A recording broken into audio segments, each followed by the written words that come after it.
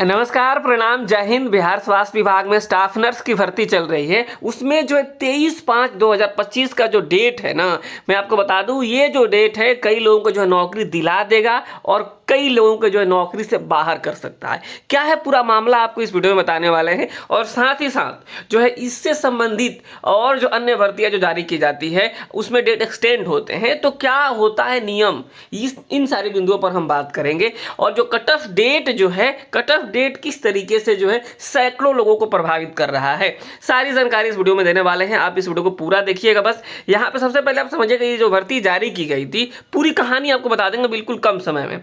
ये जो भर्ती जारी की गई थी उसमें कहा गया था जो लोग जीएनएम किए हुए हैं या फिर आप बीएससी नर्सिंग किए हुए हैं, आप फॉर्म भर सकते हैं।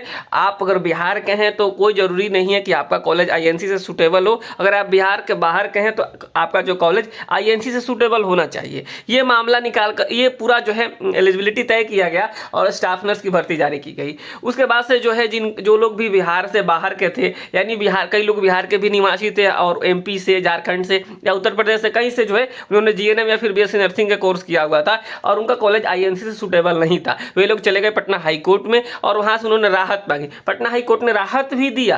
पटना हाई कोर्ट ने कहा कि ठीक है, आपका कॉलेज नॉन आईएनसी है, आपका रजिस्ट्रेशन नहीं है, तो आप क्या कर सकते हैं, आप फॉर्म भर सकते हैं। ये हालांकि आपको जो है कभी ना कभी रजिस्ट्रेशन करवा लेना होगा, तो कभी ना कभी क्या एक टाइम फ्रेम जो है होगा उसमें आपको करवा लेना होगा।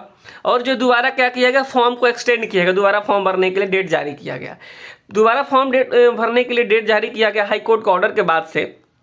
और इस तरीके से एक नोटिस जारी किया गया। यहाँ पे देखिएगा, कहा गया कि जो CWJC जो है ये वाला नोटिस है जो है जारी किया गया था दोबारा वाला में, अब देखिएगा ये वाला कहा गया था कि जो है यहाँ पे स्टाफ का जो है विज्ञापन संख्या 23/2025 के विज्ञापन गणिका 1-2 में संशोधित करते हुए भारतीय नर्सिंग काउंसिल से सूटेबिलिटी एवं जो है बिहार नर्सिंग काउंसिल से निबंधन प्रमाण पत्र के बिना भी आवेदन का निर्णय लिया गया है।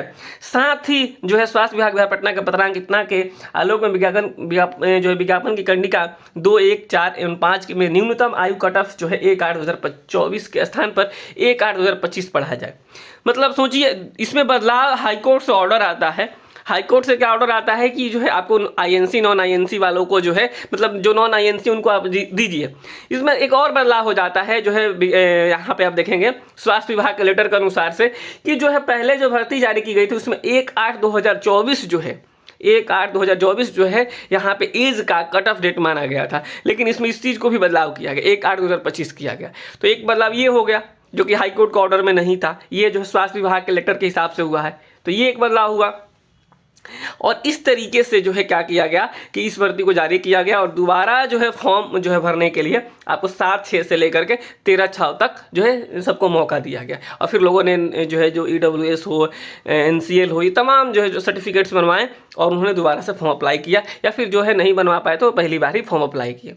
तो अब जो है कहा जा रहा है कि 23/5/2025 के बाद का जो सर्टिफिकेट्स है वह वैलिड नहीं किया जाएगा। अभी हम आपको एग्जाम्पल्स दिखाएंगे। यहाँ पे एक एसएससी की भर्ती जारी की गई थी, यहाँ पे जो इंटर स्तरीय जो थी, इसमें आप देखिएगा, इसमें भी फॉर्म भरने में डेट एक्सटेंड हुआ था। और डेट एक्सटेंड हुआ था तो उसमें क्या कहा गया था, यहाँ पे देखिएगा, कहा गया था कि सभी वंचित प्रमाण पत्र ऑनलाइन आवेदन भरने की अंतिम तिथि संशोधन किए जाने की स्थिति में अंतिम निर्धारित तिथि तक होना आवश्यक है। आवेदन भरने की अंतिम तिथि के पश्चात निर्गत प्रमाण पत्र मान्य नहीं होगा। यानी बिहार में ही आप देखेंगे एसएससी की जो भर्ती जारी की जाती है उसमें कहा जाता है कि अगर आप ये जो है फॉर्म भरने का लास्ट डेट तक अगर फिर से संशोधन किया जाता है डेट, तो फिर लास्ट डेट तक आपके सारे डॉक्यूमेंट्स होने चाहिए।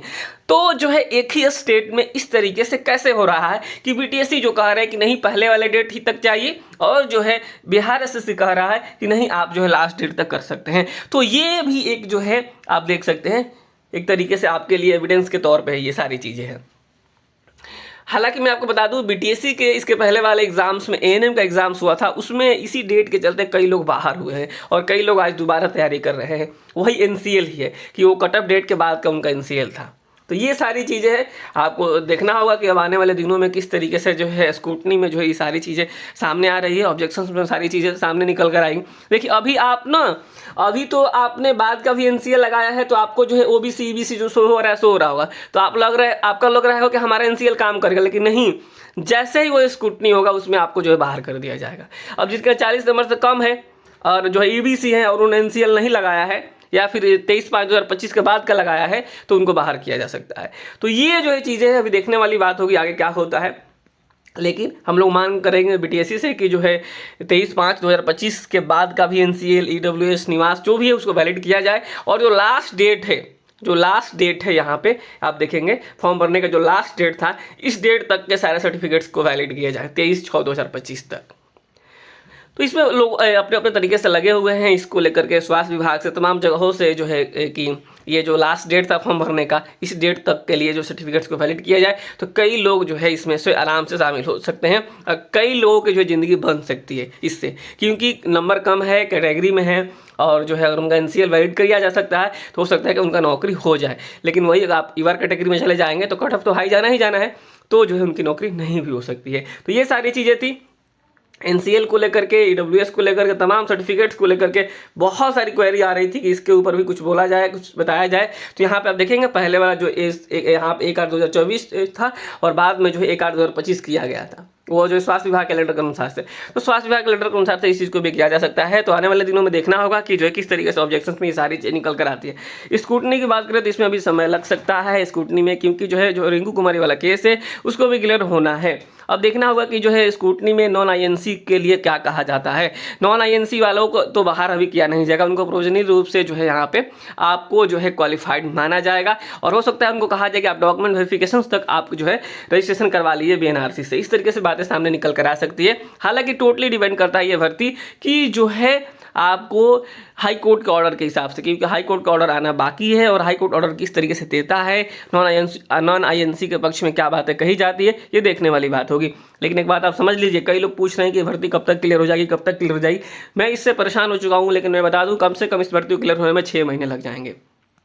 पता नहीं पहले भी हो जाए, लेकिन ये बात है 6 महीने लग सकते हैं इसमें, क्योंकि इस भर्ती पे केस है और केस की सुनवाई जो है हमने लैब टेक्नीशियन के मामले में देखा है 6 महीने से उन्हें डेट ही नहीं मिलता है। डेट मिलता है तो कैरी फॉरवर्ड हो जाता है।